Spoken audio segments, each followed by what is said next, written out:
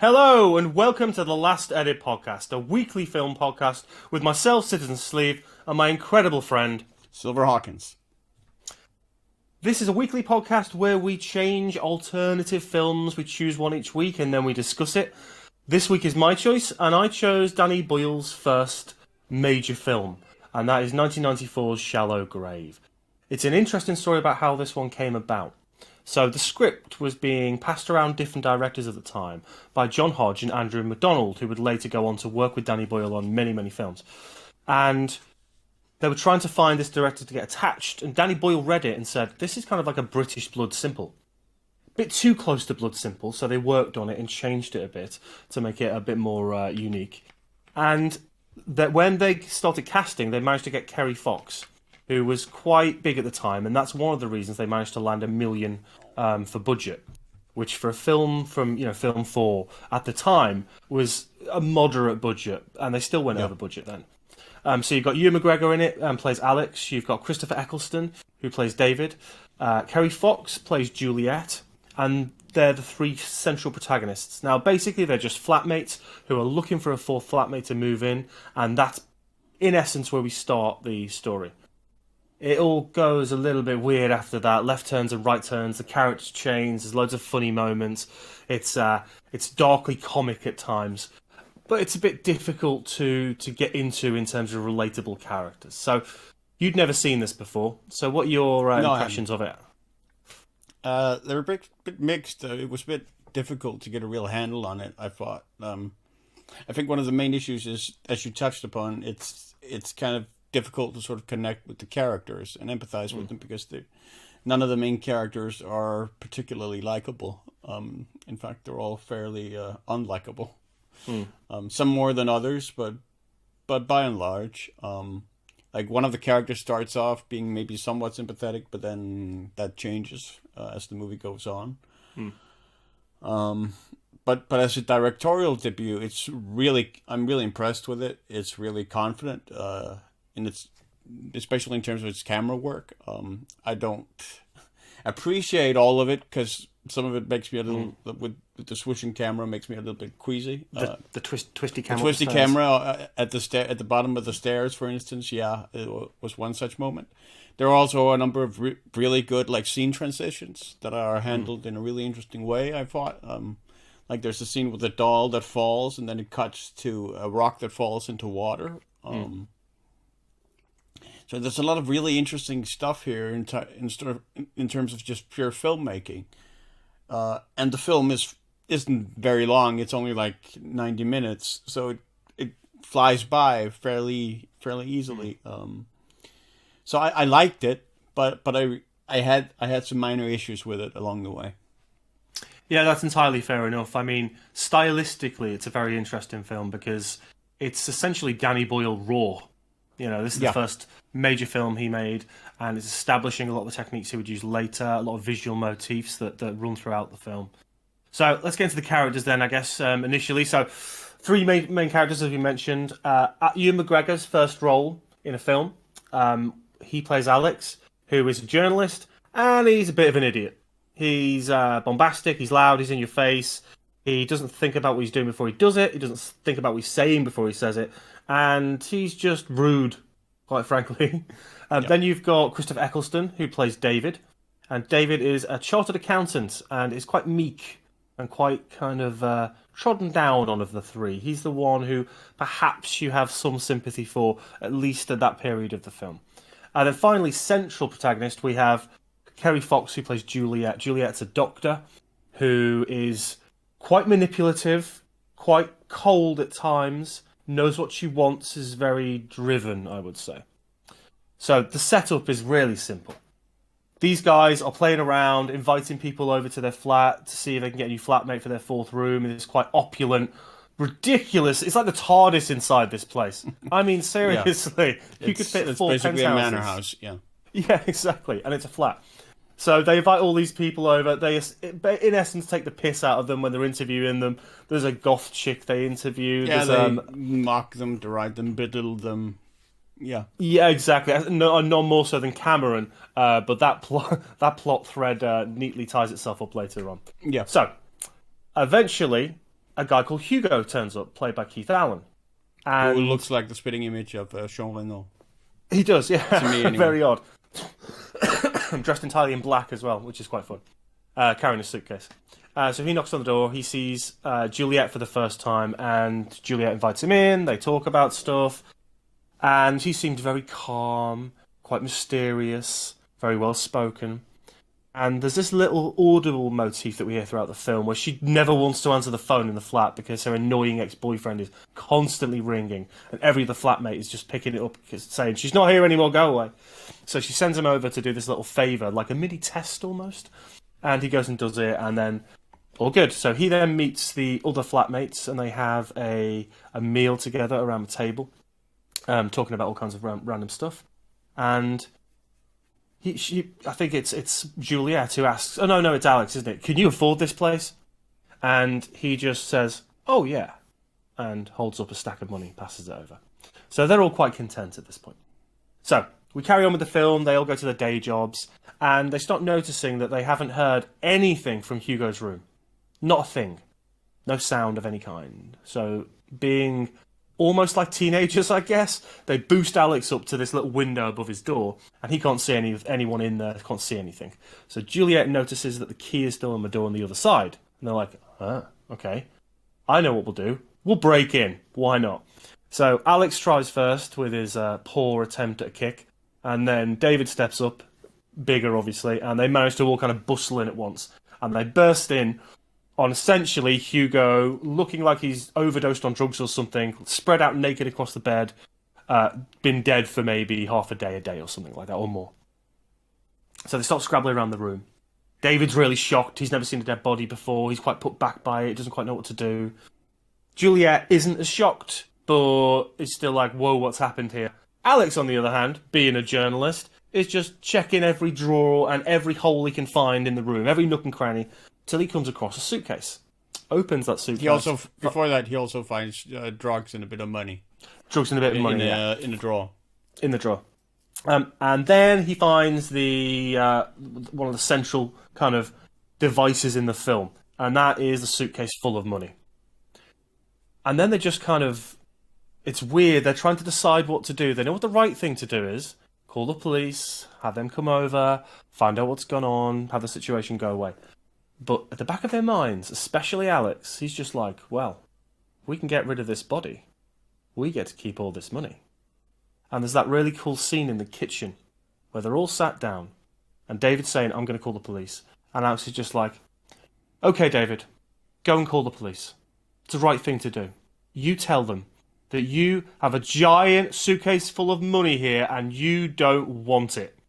And that's the moment both, I think, Juliet and David just mentally turn a little bit and decide, yeah, all right then, let's do this. And off they go. Assembling the tools they need, they decide they need to cut off the hands and the feet, they need to destroy the teeth so there's no dental records, and then bury him in the woods. So they go out, purchase all the kit they need. From the same store. From the same store, why not? Hey, you're not being, not causing criminal activity going on here or anything. And each one, David says to Alex at one point, I can't do this, I cannot do this. And then Juliet does the same a bit later on. None of them wants to take ownership of this horrifying thing they're about to do. So in the end, they drag the body down the stairs, wrap it up in a tarpaulin and get that in there. They've got all the tools. They head out in a van to whatever local forest it is. And no one wants to do it. So they end up drawing straws. And that's despite the fact that Alex has been the one who sort of consistently talked it up throughout. Like, this is what we need to do, and this is blah, blah, blah, blah. And then when it comes down to it, he can't do it either. Like, he's really definitely got the cowardice. Yeah, he definitely is. So they do the straws. Juliet's fine. There's two left. David kind of teeters over the two and chooses short straw. So he's the one who ends up having to do the deed. So we get these not quite so gruesome as they maybe should have been, and something we'll talk about. The kind of low level of gore given the scenes that are in this film, when it could be far more bloody and violent. Yeah. But, so, Alex digs the hole, Juliet's kind of onlooking, and David is just covered in sweat, spit coming off him, sawing these limbs off, hammering the teeth down, And that's where he starts changing, and the other two quite don't yet. It shifts the film after that. Yeah. David. So we get this shot, which is one of the ones you dislike, which is the twisting zoom away of David lying on a bed, looking very gaunt. And it's the shot that we get just after the very beginning with that really quick first-person movement through the town and the dance music. And it's showing his kind of mental state deteriorating ever so slowly. What he's just done is starting to dawn on him. This horrific act he's just committed in order to protect this suitcase full of money. Now, the other two seem fine. They're just going about their daily business as if nothing's really happened. Juliet is taking the hands and the feet to the incinerator in the hospital she works at. And Alex is just messing around eating cereal, laughing at a game show on TV. As if they haven't just, I don't know, buried a body in order to steal money. Yeah. Now, at the same time, we have these two gangsters, I guess you'd call them. One's played by Peter Cullen, who'd later go on to play Swan, or Swanee, in Trainspotting. And the first time we see them, the shot is through a cash machine, looking out through the screen. And we see them smack this guy's head on the front screen of the ATM, and this visceral blood just kind of drips down. And they're trying to find Hugo, they're trying to find the money. So that's where our central main shift in the plot happens. So what did you think primarily about that opening, how it sets up the characters and how the characters interact in that early section of the film? I talked about the characters like being dislikable, and I think the opening is really what sort of cements it, the way they interview the other apartment applicants for being the fourth tenant in the apartment. It's really sort of sadistic and goes a long way towards really removing any sympathy you have for them. Yeah, they're really quite cruel in that opening stage. Yeah, and sort of creating a sense that these guys deserve whatever they get, kind of. Where it's really becomes really difficult to root for them. But yeah, I mean, again, also, like you touched on, like it seems strangely neutered in terms of its violence or its lack of blood. Like the scene where David dismembers Hugo is really sort of oddly, in a way, even though they use like a red camera filter and so forth. It's really sort of strangely bloodless and goreless, which really sort of desensitizes the whole thing. Yeah, it's not as visceral as it could have been. It could have had far more, not shock value for shock value's sake, but they are cutting off hands and feet and smashing teeth in. Yeah. So they could have done a lot more. You don't even visceral. you don't even really see like splatter with it when the hammer comes down. Yeah. That I remember anyway, having noticed.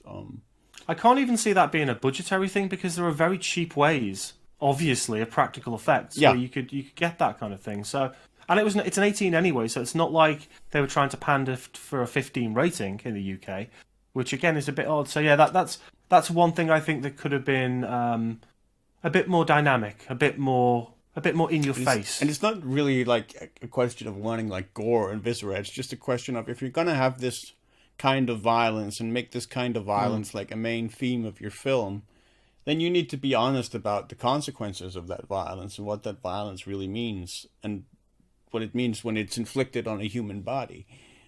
Make it more impactful, absolutely. Yeah, and I think the film does sort of falter in that regard a little bit.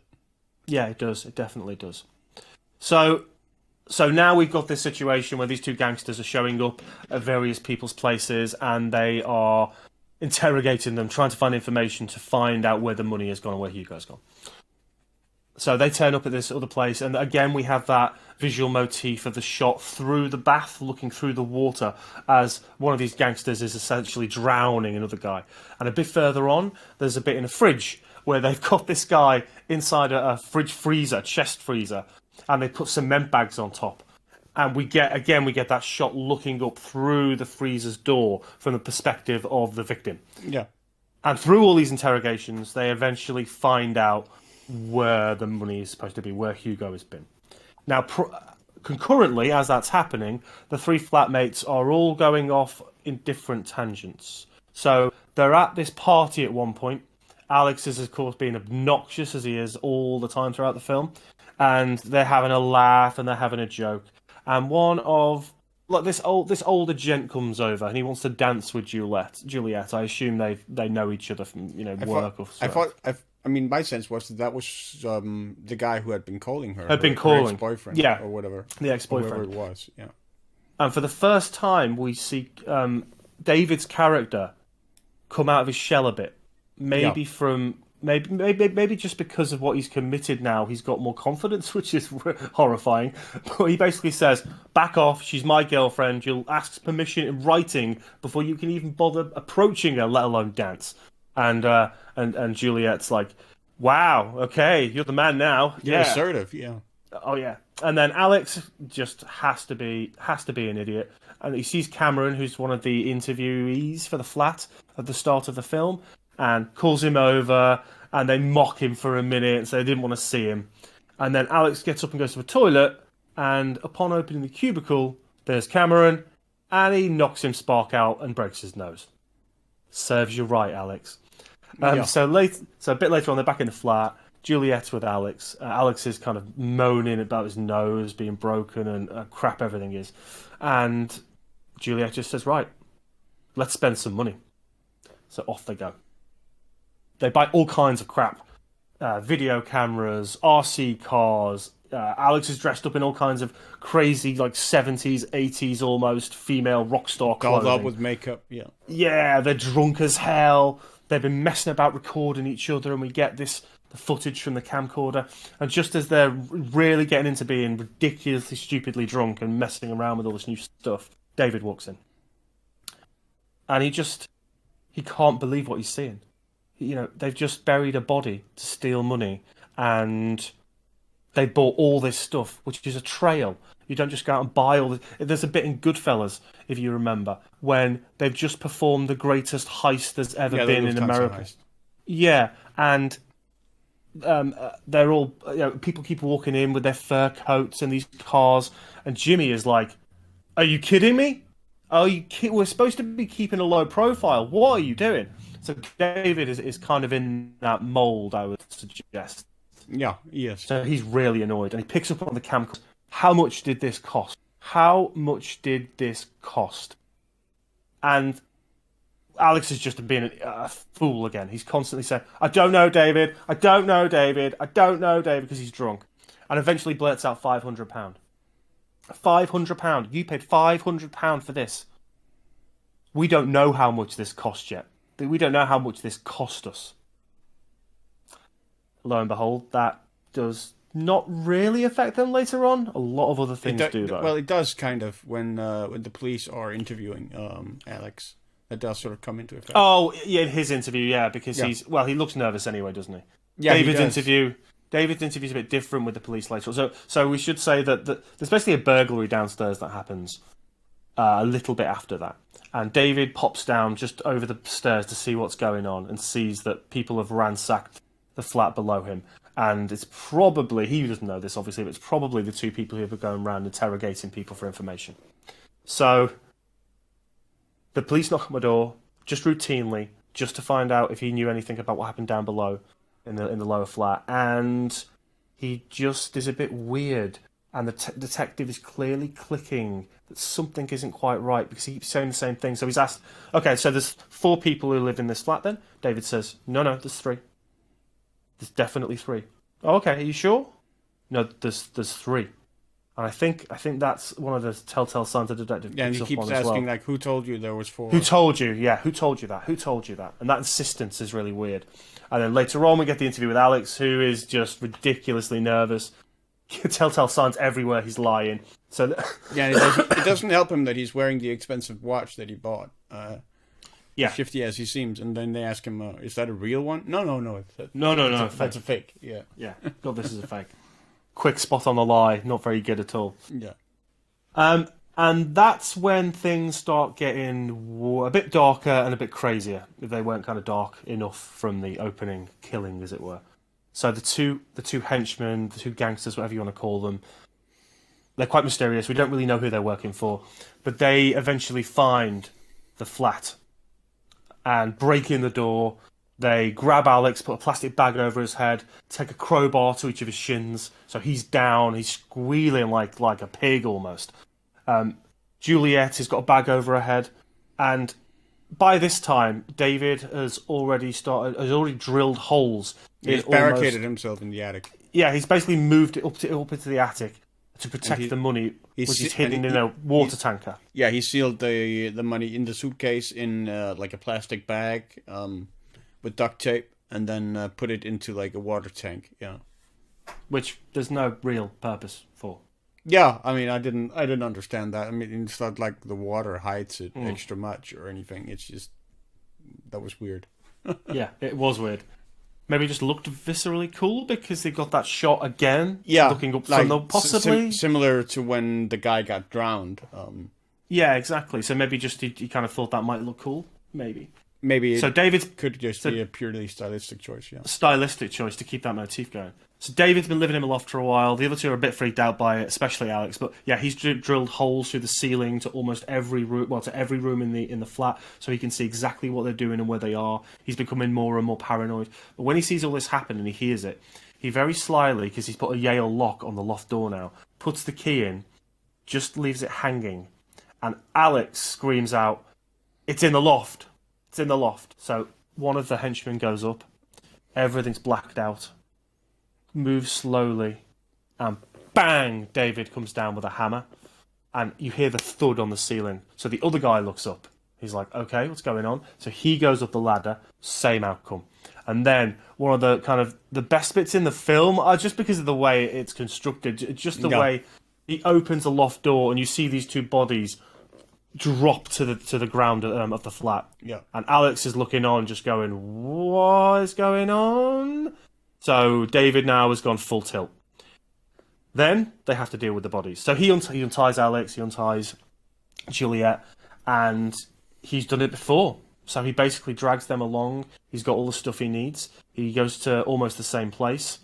A little point I should mention is that when they were burying Hugo the first time round, Alex didn't dig the grave deep enough. Important point. That's the name of the film. But yeah, he does the same thing. So and this time with more vigor, it seems, just to kind of get it done. And so off with the feet, off with the hands, dentures, teeth done again with a hammer. And by this time, David has truly descended into serious darkness. Yeah. So they get all that done, and then things start to unravel a little bit. The bodies are found by the police. Hugo's and the other two that have recently been killed. And it starts encroaching on their lives a little bit. They start realising the police know what's happened, or at least have an inkling of what's happened. And you don't see that any more obviously than when the newspaper Alex works for asks him to go and cover the crime that they're trying to cover up. Yeah. Ironically.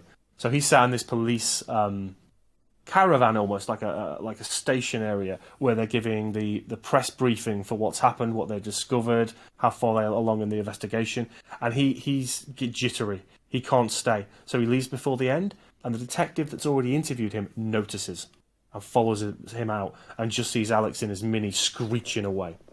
So he definitely knows something's going on.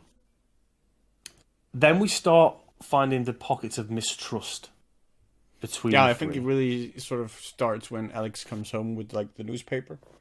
And, David and Juliet have both seen on television that the bodies have been found. Yeah. And by this point, David and Juliet are now in a sexual relationship. Juliet has basically seduced David. Yeah, because she understands how dangerous he now is, and you want him on side, as it were. Yeah, and there's this kind of unrequited love between the three of them. Both of them for Juliet anyway. Yeah, there's this love triangle going on. Yeah, both of them have kind of wanted us since the opening of the film, and you can see that in the dialogue and some of the playful nature of the banter they have. But then, behind everyone's back, Juliet goes and buys a plane ticket to Rio de Janeiro and hides it in a room.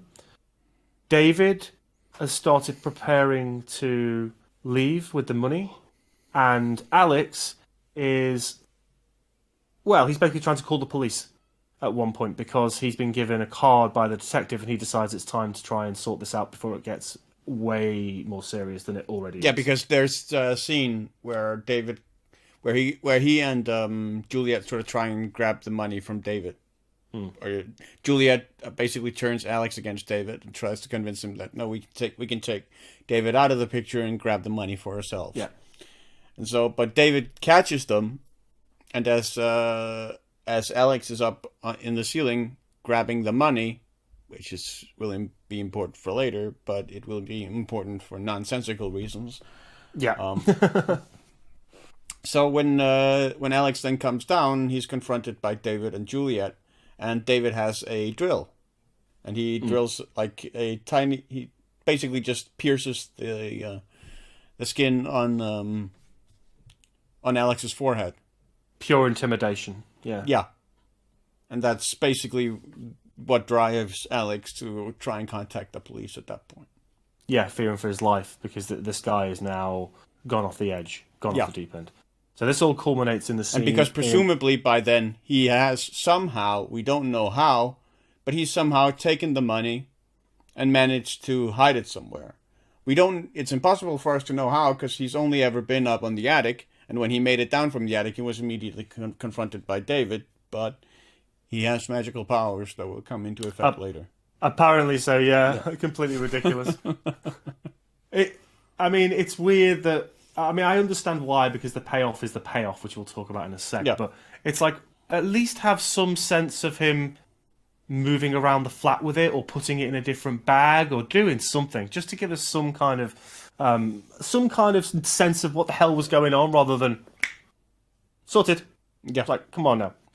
So it culminates in the scene with David is in bed with Juliet. He gets up, he gets dressed, he leaves, or is about to leave, takes the suitcase, and he hears, "Are you leaving without me, David?" And Juliet's up, dressed, ready to go. So she's like, "Right, let's go together." David then, I think he calls Alex first out because he knows he's in the room, and he just says, "Come out, Alex, what are you doing? You on sex lines, are you?" So Alex very meekly comes out of the room and kind of hunches down by the door, and then he says, "Did you know, by the way, Juliet here was going behind both of our backs. She's bought a plane ticket. She's just going to take the money and run. This is all wonderful, isn't it?" And then everything kind of kicks off a bit. Yeah, and this is one of the... And this is also the one moment in the film where Alex is sort of non-selfish, because he actually goes, "No, I bought the plane ticket. I bought the plane ticket, yeah. To try and save Juliet." Yeah. And, well, he shouldn't have done. Then we get a really silly fight scene, and it's one of the weakest parts of the film, in my opinion. It kind of redeems itself a bit towards the end of the scene. But it's almost like they just said, "Okay, play fight." And they're pushing each other and holding each other in headlocks, and it's a bit naff as far as fight scenes go. Yeah. But then we end up with that final little section where... Well, basically, David has gone full-on attack mode on Alex. He's grabbed a knife, he's pinned him down. He has him pinned down, he has his both knees on either side of him, holding down his arms, so he can't move or do much of anything. Yeah, and he's pursed that kitchen knife through his shoulder into the floorboard below. And he's about to grab the next knife to take him out completely, and that's when Juliet steps in and stabs him through the back of the neck, through the front of the throat. And which, again, has very little blood. The impact is greatly lessened because you don't feel it. Yeah. It's just a consequence of something rather than a really, really violent, impactful moment where this guy who's turned completely changes. Yeah. So we end up with a very odd scene, I guess, where we see... So Juliet basically then trots off.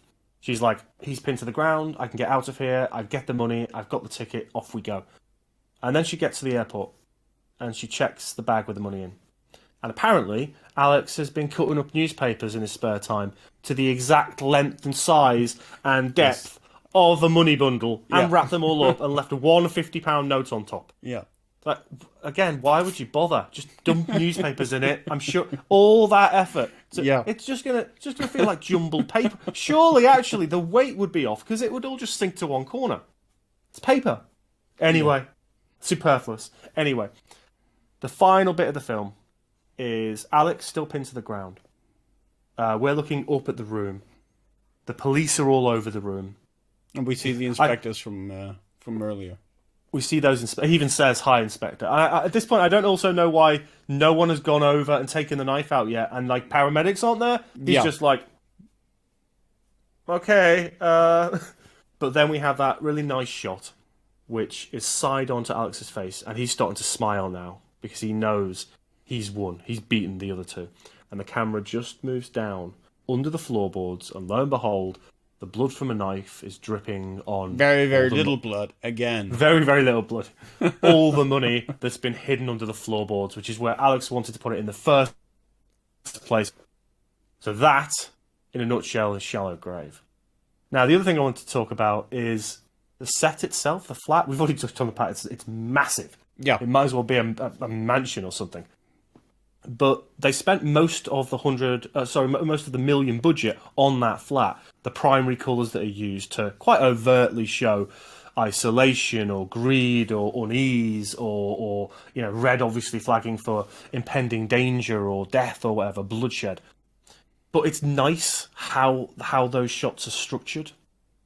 He's got a really nice style with each of the characters and sets them up. It's used a bit less on later, but initially when he's trying to establish what these characters are and how this setup is working, those colour motifs really help to distinguish what the characters are, mentally processing at the time. Just a really stylish, kind of slick, nice ride of a film. With some really egregiously ridiculous, like, for Christ's sake, it's a flat. There must be people living below you. We've already seen one person below you. There obviously, doesn't seem to be anyone living in the building. Like when they drag Hugo's body out as well down the entire hallway. There's screaming going on, shouting going on, stabbing, bodies dropping from the ceiling to the floor, and not one neighbour goes, "Oh, might be something going wrong up there. It could just be a rough neighbourhood, right? Yeah, well, apparently. It looks rather too affluent to be rough, as it were. So yeah, I enjoy Shallow Grave. It's what got me kick-started on Trainspotting. It was just before I started studying film, and Trainspotting was right plonk in the middle of the first year, which was really, really cool.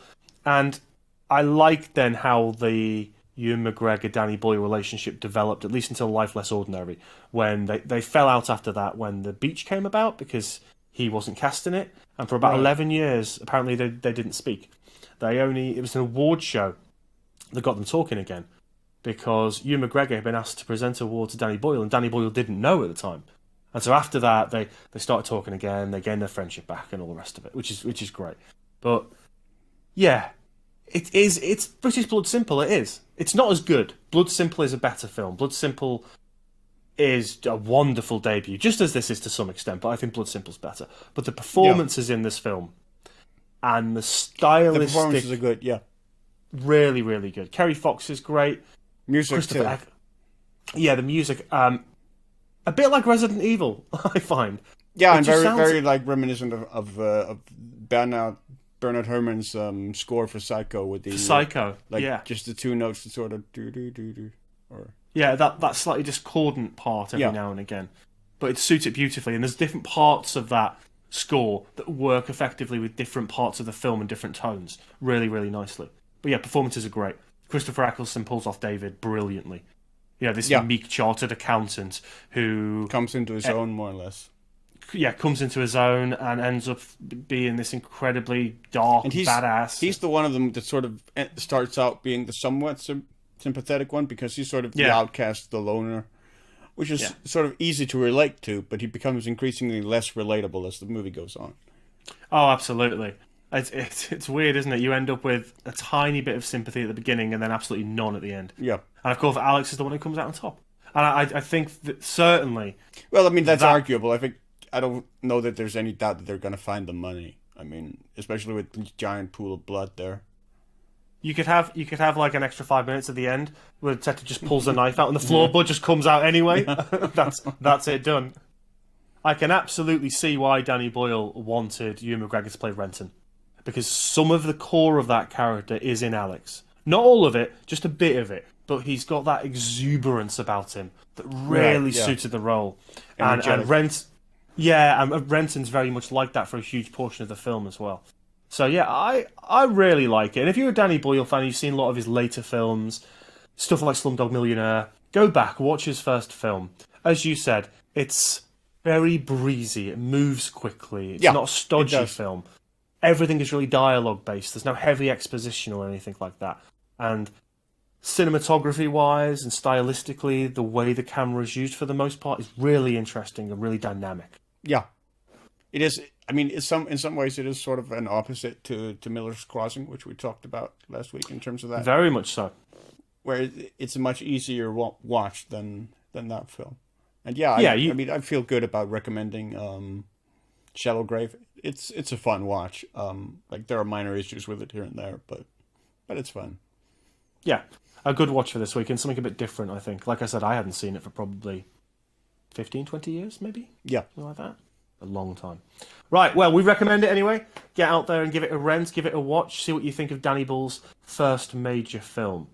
Right, Silver, it's your choice next week. What shall we be watching? I actually had some trouble deciding on a film this week, but ultimately we're going to go back to classic war films, and we're going to go back to another one that, much like Die Brücke, or The Bridge, you're going to find on a lot of film scholars' lists of best war films ever made. Well, probably not too many people have actually seen it, especially these days, and that is Paths of Glory with Kirk Douglas, which is a film set during World War II on the French side.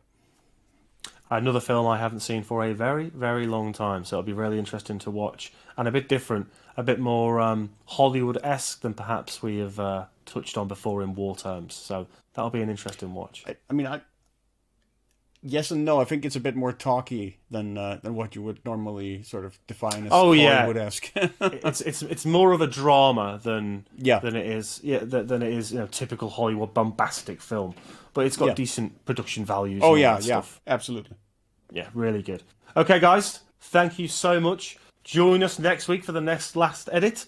Hey, have you got film suggestions for us that you think would be really cool for us to talk about? Chuck them in the comments. Talk to us about this film. Absolutely. Do you like Shallow Grave? Do you think it's cool? Is it your kind of thing? Did you not get on with it? But talk to us about film. That is what we're here for. Take it easy, everybody. Take care.